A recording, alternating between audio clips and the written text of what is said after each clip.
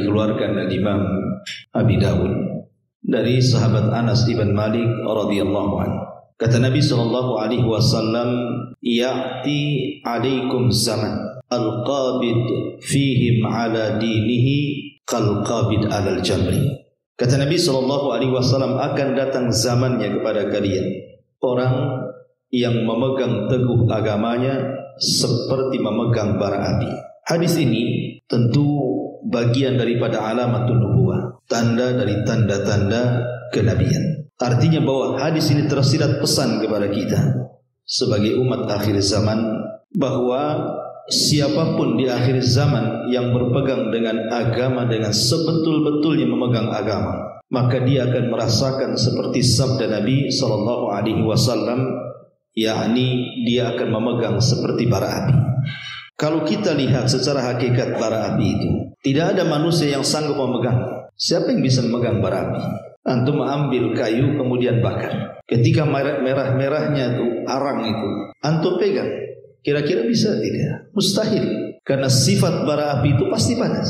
Sifat bara api itu pasti akan sakit dan mungkin juga melepuh tangan kita kalau memegang bara api itu. Tapi tentu maksudnya di sini bahwa nanti umat di akhir zaman itu agama mereka akan digoyah.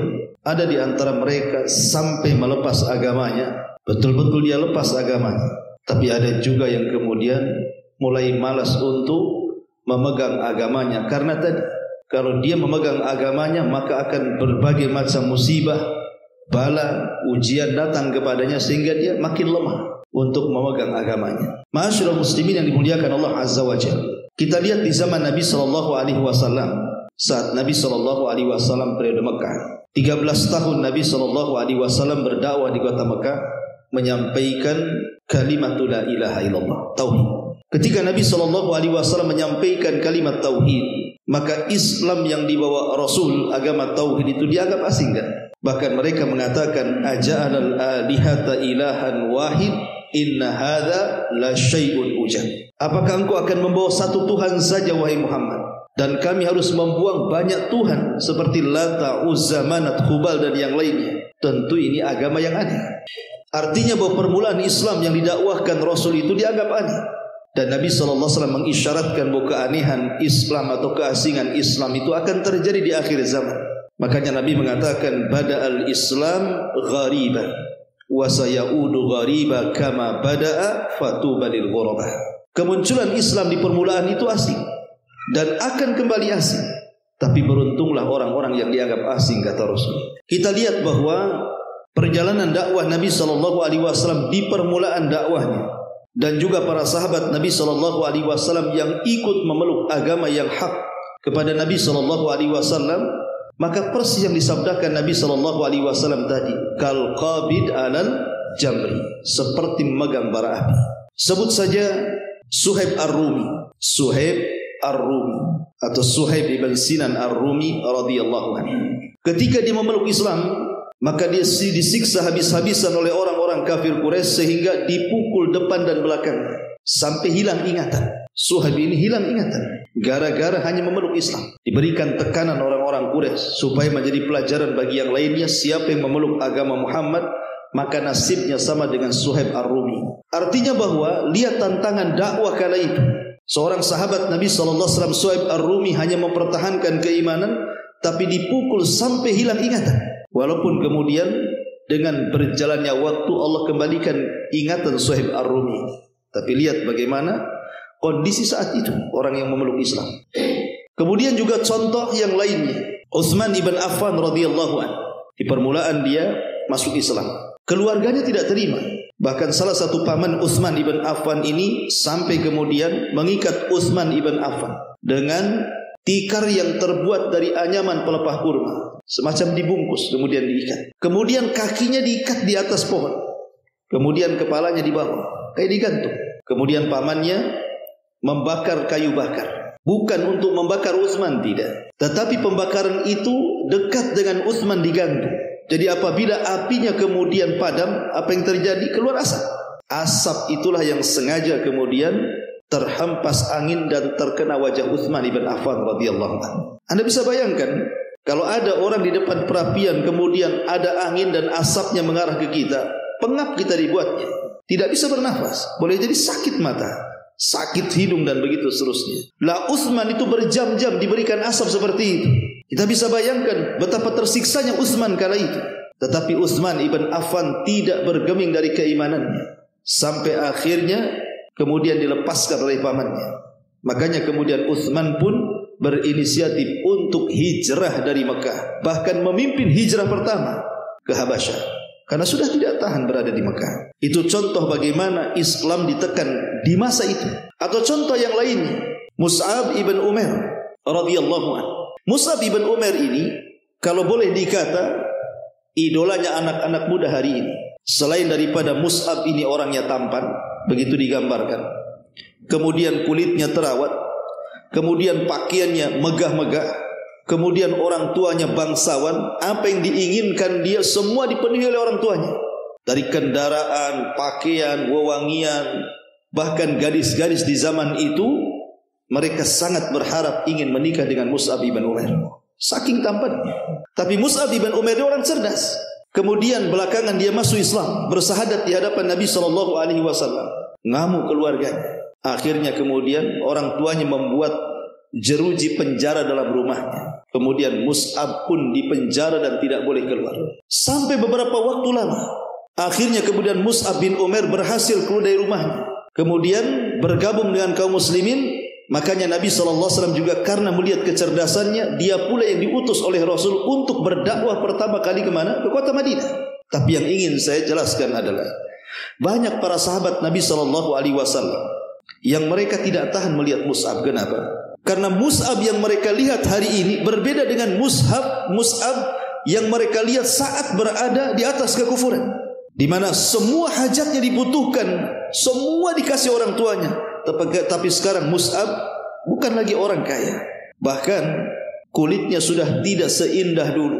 Sampai dijelaskan dalam sejarah itu, sampai keluar sisik seperti sisik ikan, karena sudah tidak terawat lagi.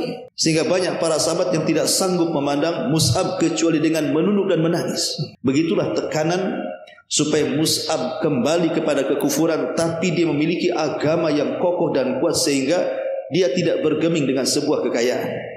Ini sederetan orang-orang merdeka.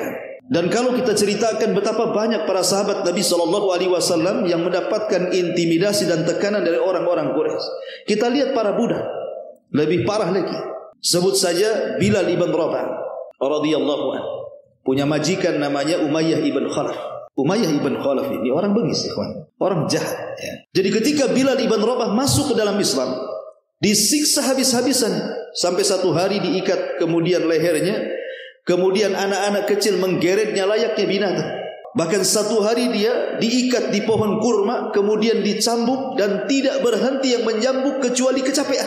Sampai satu hari dia dibawa ke padang pasir, kemudian ditimpakan batu yang sangat besar di tengah-tengah terik matahari. Sampai Bilal hanya mengatakan ahadul ahad, ahadul ahad. Tapi Bilal tidak pernah menanggalkan keislamannya. Sampai satu hari Abu Bakar radhiyallahu anhu melihat, kasihan dia. Dia datang kepada Umayyah ibn Khalaf, menawar berapa harga Bilal, asal kau bebaskan dia, aku bayar, katanya. Subhanallah, Umayyah ibn Khalaf pun kemudian meminta bayaran yang sangat tinggi. Dalam riwayat 5 qirah, dalam riwayat 7 qirah emas. Itu bukan harta sedikit. Kalau seandainya membeli budak yang lain mungkin boleh bisa puluhan budak dia beli dengan harga segitu. Tapi demi membebaskan Bilal ibn Rabah, walaupun Abu Bakar harus mengeluarkan uang yang sangat besar, tetap ia lakukan. Akhirnya Bilal pun bebas. Makanya Umar bin Khattab radhiyallahu mengatakan, Abu Bakrin sayyidun a'taqa sayyidan. Abu Bakar itu seorang sayyid, pemimpin, dan dia telah memerdekakan seorang pemimpin juga. Maksudnya Bilal ibn Rabah. Karena setelah peristiwa ini Nabi SAW sangat memuliakan Bilal, dan dia menjadi pemimpin para muadzin sampai kiamat dibangkitkan. Bilal ibn Rabah. Kemudian siapa lagi? Sebut saja Khabbab ibn Arat. Khabbab ibn Arat radhiyallahu anhu. Khabbab ibn Arat ini, ikhwan, majikannya seorang pandai besi, pemilik usaha pandai besi. Anda bisa bayangkan namanya pandai besi, isinya hanya besi dengan api saja. Itulah pandai besi. Jadi Khabbab ibn Arat ini ketika mendengar bahwa dia masuk Islam, majikannya marah. Sehingga dipaksa Khabbab ibn Arat ini murtad, tapi Khabbab tidak mau. Sampai kemudian majikannya kalau sudah marah, dia ambil besi dimasukkan ke dalam api sampai merah, kemudian disundutkan ke badannya. Subhanallah. Sampai sejarah menjelaskan tidak ada satu pun tempat di badan Khabbab ibn Arat ini kecuali ada sundutan besi panas di situ. Itu Khabbab ibn Arat radhiyallahu anhu. Sampai di zaman Umar bin Khattab radhiyallahu anhu, Umar ini mengenang bagaimana kebengisan orang-orang Quraisy terhadap para sahabat Rasul. Di tengah-tengah mereka ada Khabbab ibn Arat. Kemudian Khabbab pun membuka pakaiannya. Rupanya tidak ada satu pun kulit di punggungnya, melainkan ada bekas bolong-bolong, bekas tusukan besi panas. Sampai Umar menangis. Tapi begitu sabarnya Khabbab ibn Arat kali itu. Walaupun pernah Khabbab itu hampir putus asa, hampir melepaskan agamanya. Sehingga ketika dia sudah tidak tahan, dia datang kepada Nabi SAW. Rasul ketika itu sedang bersandar di kiswah Ka'bah. Kemudian Khabbab mengatakan, "Ya Rasulullah, ala tad'u lana, ala tastaghfir lana." Rasul, tidakkah kau berdoa kepada Allah? Tidakkah kau minta pertolongan kepada Allah? Lihat, tidakkah kau iba kepada kami? Kami sudah tidak kuat disiksa oleh mereka. Mintalah kepada Allah kemenangan agar kemenangan itu cepat kepada kita. Tapi Rasul SAW hendak menghibur Khabbab dan mengatakan, jangan tergesa-gesa Khabbab. Kemenangan itu pasti ada dan pasti datang. Nanti kalau kemenangan itu datang, orang-orang yang berjalan dari Son'a ke Hadral Maut tidak takut kecuali kepada Allah Subhanahu wa ta'ala. Kemudian Rasul mengatakan, ya Khabbab, dulu kata Rasul, ada orang yang dikubur hidup-hidup tapi tidak meninggalkan agamanya. Ada yang disisir dengan sisir besi sehingga terkelupas dari daging dan tulangnya pun tidak menanggalkan agamanya.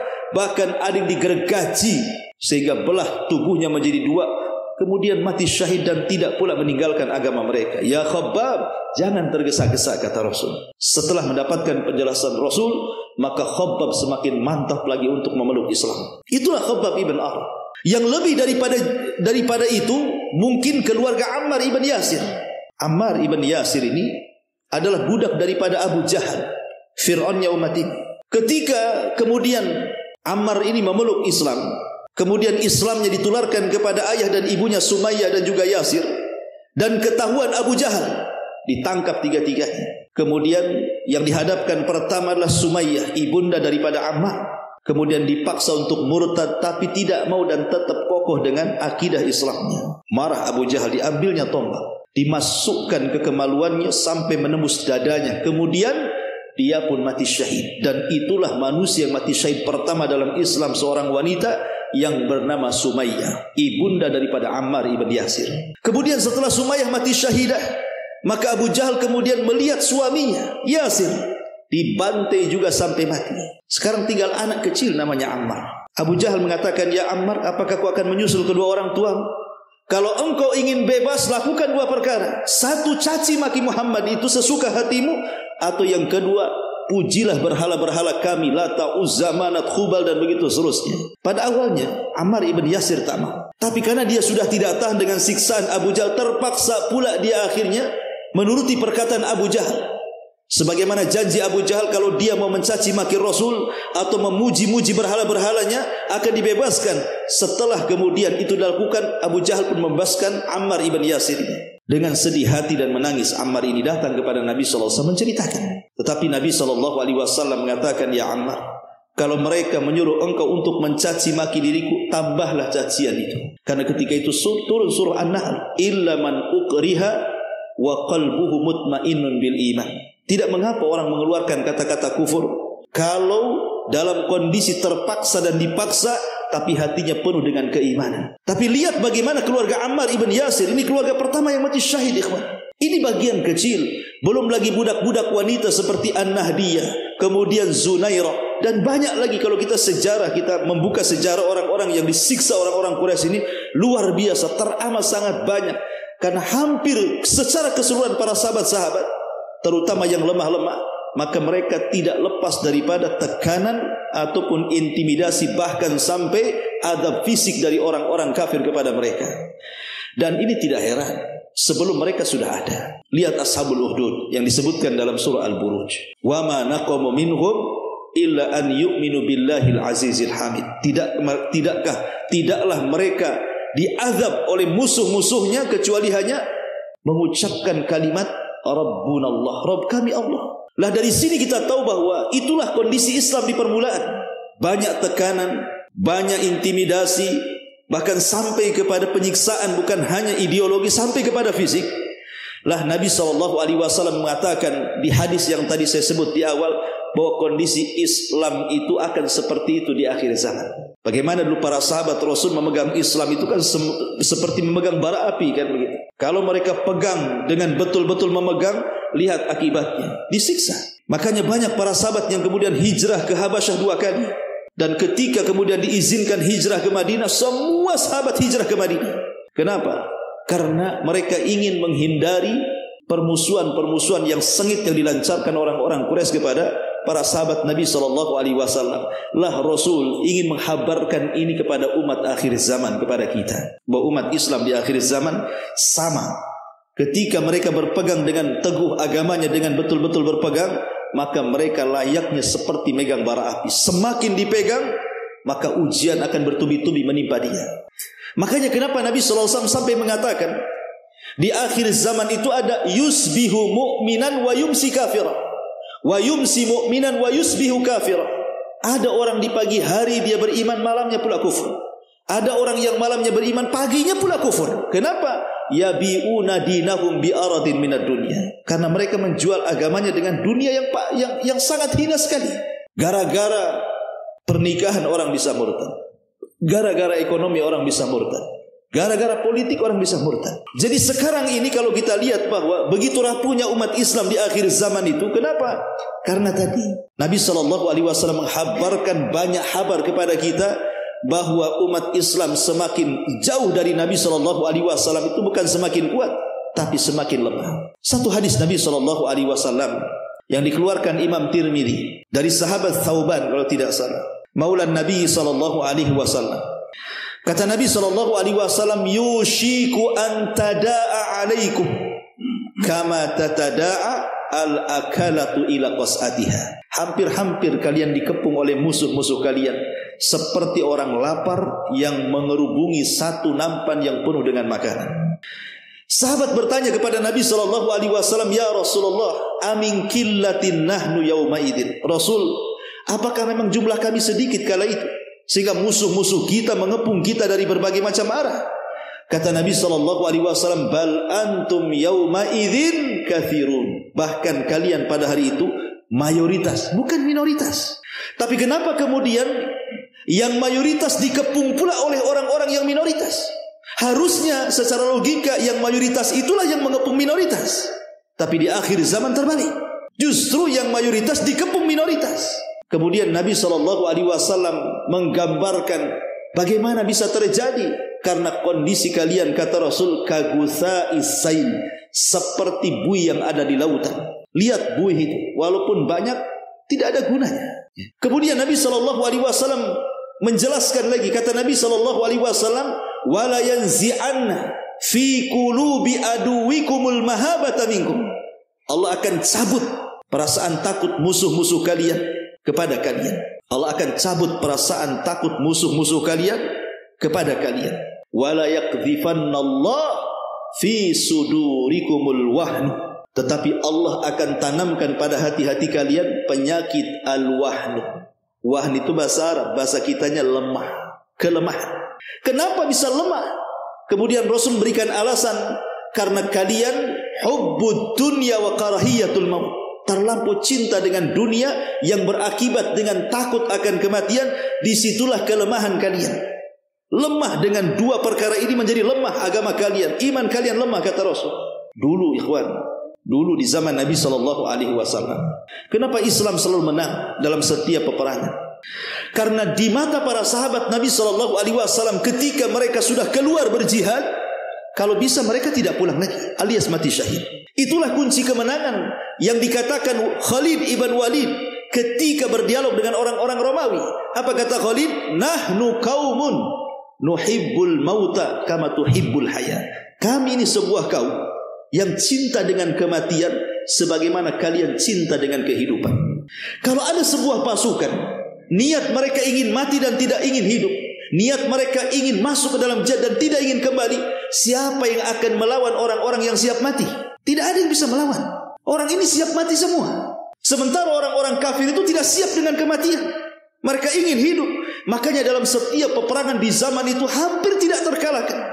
Tidak terkalahkan kaum muslimin apabila perang. Kenapa? Karena jiwa raga mereka sudah diserahkan kepada Allah. Mereka sudah cinta dengan syahid dan kematian. Karena di saat itu kecintaan dunia tidak ada. Yang ada kecintaan kepada akhirat.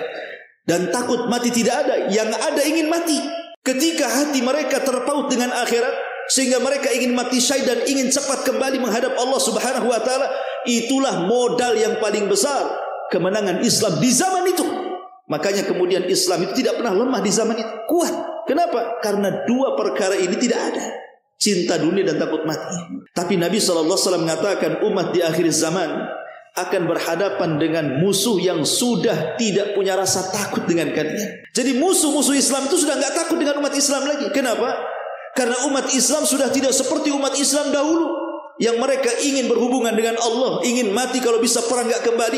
Sekarang tidak ada lagi. Yang ada hanya kelemahan, dicintakan dengan dunia dan takut kematian.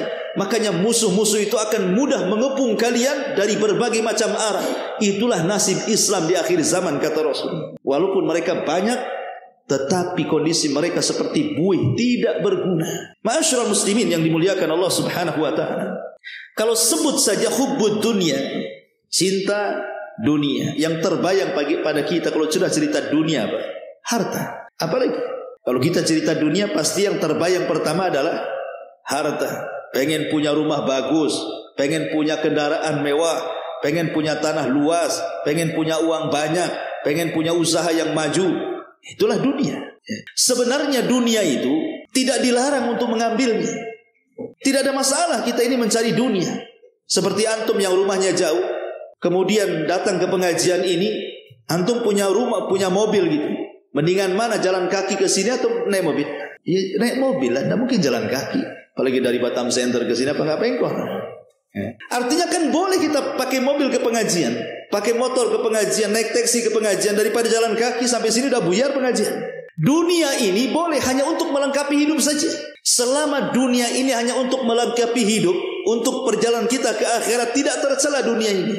Dunia ini menjadi tercela ketika kemudian tidak diletakkan di tangan, tetapi diletakkan dalam hati. Kalau mobil sudah diletakkan di hati, rumah diletakkan di hati, uang diletakkan di hati, tanah-tanah yang luas antum beli diletakkan di hati, itulah yang dicela dalam Islam.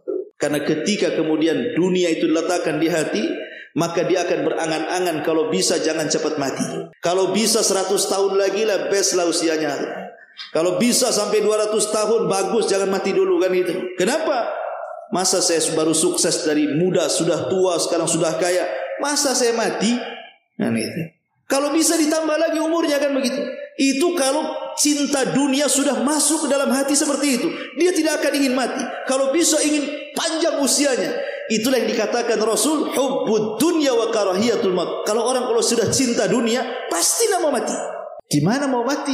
Ya, capek dari pagi, siang, sore, dari remaja, dewasa sampai tua, sudah punya segalanya, tiba-tiba ditinggal begitu saja, kan? Secara logika kan rugi. Tetapi itu pula yang menjadikan kelemahan kita di hadapan musuh-musuh kita. Ma'asyiral muslimin yang dimuliakan Allah Azza wa Jalla. Kalau kita lihat asli Islam di akhir zaman ini, ikhwan, terkadang kita tidak sadar. Kita boleh jadi mungkin mengaji seperti ini hampir mungkin seminggu 2 kali, atau di antara antum ada yang mungkin seminggu tiap hari ngaji ke sana kemari. Ya. Bukan tidak bagus. Ini bisa menambah pengetahuan dan bisa kita amalkan. Ya. Tapi terkadang ada yang melupakan kita. Kita ini tidak dituntut hanya sekedar menjadi orang soleh saja, ikhwan, tetapi dituntut juga menjadi orang muslih. Soleh dan muslih. Soleh itu memperbaiki diri, muslih itu memperbaiki orang. Kalau soleh saja, antum tidak akan diganggu siapa-siapa. Coba antum sholat, ya untuk sendiri, puasa untuk sendiri, ngaji untuk sendiri, baca Quran untuk sendiri, zikir untuk sendiri. Siapa yang ganggu antum? Gak ada. Antum gak akan diganggu, coba aja. Tapi kalau antum sudah mulai muslih, menasihati orang, tetangga tak sholat antum tegur, kenapa kau tak sholat? Tetangga mabuk antum tegur, ketika tetangga menyelisih sunnah antum tegur, ketika tetangga melakukan kesyirikan antum nasihati, di situ muncul permusuhan. Kalau kita sholat dalam rumah, puasa dalam rumah sendirian, nggak ada yang ganggu. Tapi ketika kita sudah menjadi muslim, berusaha memperbaiki orang, disinilah gangguan-gangguan akan terjadi. Disitulah perlu kesabaran, seperti kita memegang bara api. Tapi kita harus lakukan. Tidak mungkin ada kemungkaran depan mata kita diamkan. Pasti kita ingkari lah kan gitu. Masalahnya ikhwatu fiddin, muliakan Allah Azza wa Jalla, musuh-musuh Islam ini teramat sangat kuat, terutama di zaman akhir seperti ini. Karena hampir semua bidang yang harusnya umat Islam miliki sudah diambil sepenuhnya oleh musuh-musuh kita. Apa itu? Kalau boleh 3 atau 4 bidang coba. Pertama, perpolitikan, atau disebut dalam bahasa Arabnya as-siyasah. Kemudian yang kedua, ekonomi, atau dalam bahasa Arab disebut al-iqtisadiyah. Kemudian yang ketiga, budaya. Ya. Kemudian yang keempat, dunia kemiliteran. Ini 4 perkara ini kalau sudah dipegang oleh musuh, habis kita. Kita rinci sedikit. Pertama, perpolitikan. Sekarang dunia Islam, negara Islam atau negara yang mayoritas Islam, acuan politiknya kemana? Apakah ke Islam atau ke Barat? Ke Barat. Sistem pemilihan kepemimpinan di negara-negara Islam, mau tidak mau sekarang harus mengikut ke Barat kan? Karena sudah menggunakan sistem demokrasi kan? Dan mereka menganggap itu sistem yang paling baik. Padahal tidak ada yang lebih baik melebihi hukum Allah Subhanahu wa ta'ala. Tapi sistem itu sudah berlaku di negara kita, bahkan di negara manapun. Seolah-olah sistem Barat lebih baik dibandingkan sistem Islam. Yang kedua, al-iqtisadiyah, ekonomi. Siapa yang pegang ekonomi sekarang? Umat Islam? Tidak juga. Padahal siapapun yang memegang ekonomi, dia bisa menentukan harga. Kalau orang pegang ekonomi, dia bisa menentukan harga, artinya bisa mengatur pasar. Kalau sebuah negara kuat ekonominya, dia bisa mengatur negara-negara lemah kan? Dengan memberikan bantuan, memberikan macam-macam, dengan syarat mereka harus tunduk dan patuh kepada negara yang membantunya. Dan itu sudah terjadi. Ketika ekonomi kita lemah, dicengkram ekonomi yang kuat dari orang-orang kafir, maka kita seperti apa? Ya aturan-aturan main ikut mereka masalahnya. Kemudian budaya dibesar-besarkan, walaupun budaya itu jelas ada unsur kesyirikannya, ada unsur maksiatnya, dibiarkan. Harusnya itu kan ditata dengan rapi. Mana budaya-budaya yang sesuai dengan Islam, mana budaya-budaya yang tidak sesuai dengan Islam, harusnya kan dipilah-pilah tuh. Tapi tidak diangkat tinggi-tinggi. Walaupun dalam budaya itu ada kesyirikan, ada bid'ah, ada maksiat dan macam-macam. Kemudian dunia kemiliteran. Dulu Barat itu di masa kegelapan, mereka belajar kepada umat Islam yang ada di Andalusia. Mereka belajar kepada umat Islam yang ada di Turki Utsmani. Mereka belajar kepada umat Islam yang ada di Baghdad. Itu orang-orang Amerika dulu, zaman kegelapan. Tapi setelah kemudian mereka cerdas, belajar kepada umat Islam, mereka balik ke negaranya. Maka mereka coba kemudian mengamalkan ilmu mereka dengan mengembangkan pengetahuan, dan akhirnya kita lihat Barat itu, mereka sanggup menciptakan berbagai macam senjata yang umat Islam tidak punya. Umat Islam hanya bisa membeli kan sekarang, bukan membuat, membeli.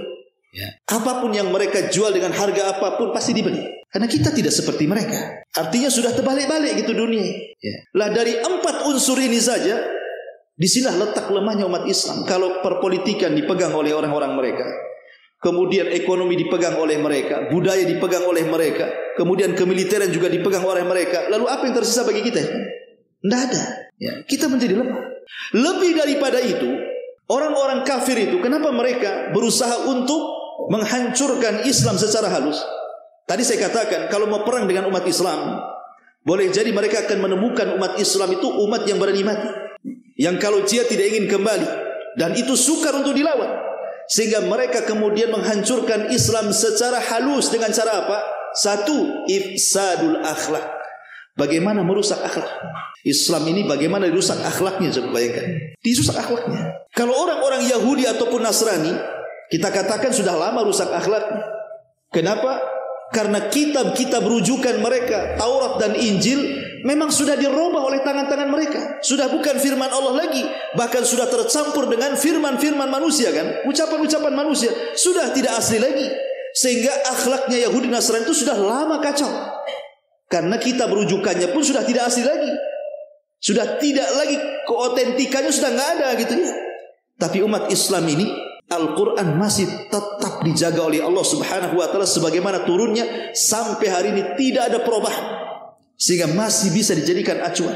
Sehingga kemudian orang-orang di luar daripada Islam itu berusaha apa? Menjauhkan umat Islam dari Islam, walaupun mereka tidak meninggalkan Islam. Tujuan mereka itu, sebagian mereka tidak apa-apa umat Islam tidak harus jadi Yahudi, tidak harus jadi Nasrani, tidak harus jadi agama-agama yang lain. Tidak perlu biarkan mereka di atas keislamannya, tapi rusak akhlaknya. Dirusak mulai akhlaknya. Ya, Islam gitu ya, tapi mabuk gitu ya. Islam banyak duitnya tapi tak zakat. Islam banyak duitnya, dia maulah jalan ke sana sini ke negeri-negeri mana, tapi tak mau pula naik haji dia. Ya. Islam ya, tapi bertato di mana-mana. Biarkan mereka Islam. Ya. Yang penting Islam, tapi akhlaknya dihilangkan. Kemudian yang kedua, takhtitul fikri. Mereka mulai menghancurkan keyakinan. Jadi bagaimana umat Islam itu dihancurkan keyakinan kepada agamanya sendiri, sehingga mereka dijauhkan mempelajari siapa Tuhannya, siapa nabinya, apa agamanya. Yang penting Islam tertulis di KTP saja. Bahasanya Islam KTP cukuplah kan. Kemudian tentu ketika mereka hendak menghancurkan sesuatu, mereka akan menawarkan yang lain. Ketika akidah umat Islam sudah mulai roboh, maka datanglah penawaran dari mereka. Ini ajaran bagus, liberalisme, mau tidak? Ini ajaran bagus, sekularisme, mau tidak? Ini ajaran bagus, ajaran PKI dan yang lain, ya. Mau tidak? Ditawarkan tuh. Ketika kemudian akidah yang sahih roboh, mereka menawarkan kemudian kebebasan-kebebasan dibungkus dengan ucapan-ucapan yang indah. Mulailah satu demi satu tertariklah umat Islam ini. Jadilah dia liberal, jadilah dia sekuler, jadilah dia ateis, jadilah dari macam-macam ikhwatu fiddin yang muliakan Allah Subhanahu wa taala. Dan anehnya setiap pengikut kesesatan ada saja pengikutnya. Ada 1-2 jadilah. Orang ngaku Nabi saja jadi itu, ada pengikutnya 1-2. Orang ngaku Imam Mahdi saja ada pengikutnya. Bahkan orang ngaku Tuhan loh ada pengikutnya. Kata orang Arab tu likul lisakitin lakit gitu. Setiap barang jatuh ada aja yang ngambil. Ya, artinya setiap yang menyebarkan kesesatan itu ada aja pengikutnya gitu. Kenapa? Karena akidah umat Islam sudah luntur. Kemudian penawaran-penawaran dari luar itu terlalu banyak pemahaman yang jauh dibandingkan pemahaman Islam. Itu mulai dihancurkan untuk keyakinannya. Kemudian yang ketiga, mulai idhabus syahsiyah. Kalau sudah mereka akhlaknya hancur, kemudian keyakinannya hancur, maka mereka akan berusaha untuk menghapus identitas kaum muslimin. Mulai dari nama orang, kalau bisa jangan nama Islam. Ya, namamu siapa? Abdurrahman, ganti Jack. Nah, Jack. Itu siapa gitu ya. Namamu siapa? Abdul Aziz, ganti Michael gitu ya. Namamu siapa? Pokoknya mulai dari nama itu dirubah tuh, dibuat kayak nama-nama mereka. Kemudian setelah nama, mulai dari penampilan pakaian. Mulai mereka membuka aurat gitu ya. Mulai mereka kemudian menampakkan pakaian-pakaian ala kafir. Mulai itu persis seperti sabda Nabi SAW, la tattabi'anna sanana man kana qablakum shibran bi shibrin wa dhira'an bi dhira'in hatta law dakhulu juhra dhabbin la dakhaltum. Kalian akan mengikuti tata cara umat sebelum kalian, maksudnya Yahudi dan Nasrani. Awalnya sejengkal, kemudian sehasta, kemudian sedepak, kemudian bisa aja sekilo tuh. Sampai kalau seandainya ada lubang biawak yang berliku-liku dalam tanah itu, kalian pasti akan ikut di belakangnya, kata Rasul. Dan itu sudah terjadi. Dimulai identitasnya dihilangkan kan. Mulai identitas nama, identitas pakaian, pendidikan, cara berpikir. Dan kalau seperti itu, lasnya apa ikhwan? Al-wala. Pasti akan meletakkan loyalitas kepada orang kafir. Ujungnya kan seperti itu. Kalau sudah akhlaknya rusak, keyakinannya rusak, identitas Islam hilang, maka yang tersisa apa? Al-wala bil kuffar. Pasti akan menanamkan loyalitas kepada orang kafir. Kalau sudah begitu hancur Islam. Ya. Lah inilah kondisi-kondisi di akhir zaman seperti ini, kawan. Yang disabdakan Nabi SAW. Kalau kita tidak sabar, terus mempelajari agama yang benar sesuai dengan Al-Quran dan Sunnah, ala fahmi salaful ummah ini, maka kita akan habis tergerus. Maka tanamkan kepada anak-anak kita ini akidah yang benar. Karena tantangan dakwah anak-anak kita ke depan berbeda dengan tantangan dakwah hari ini yang kita hadapi. Tentu akan lebih dahsyat lagi kan begitu. Karena Rasul yang mengatakan sayati alaikum zaman walladzi ba'dahu syarrun minhu. Akan datang zamannya di mana setelahnya jauh lebih buruk daripada sebelumnya.